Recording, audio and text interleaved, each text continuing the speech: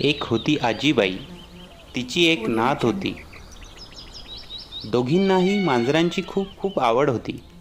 आजीबाईकडे 4 मांजरे होती.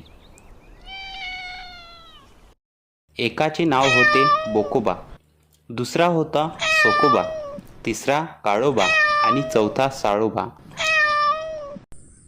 एकदा काय झाले, आजीबाई गेली बाजारात.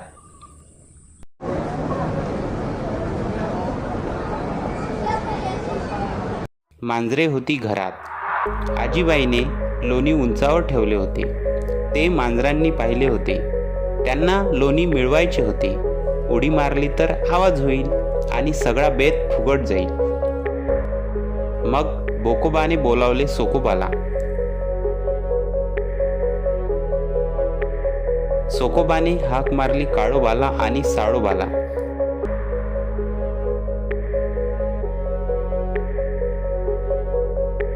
आता बोकोबा, सोकोबा, काळोबा व साळोबा सारे जमले. पण लोणी मिळवायचे कसे? सगळे विचार करू लागले. छोटा साळोबा फार हुशार.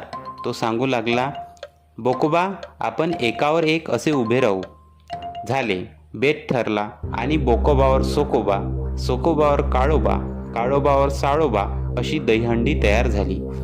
पलीकडे माधुरी झोपली होती. तिला अचानक जाग आली. तो काय गंमत, समोर मांजरांची दहीहंडी. तिला खूप मजा वाटली. तिने इकडे तिकडे पाहिले. तोच आजी दारात दिसली. माधुरी आनंदाने ओरडली,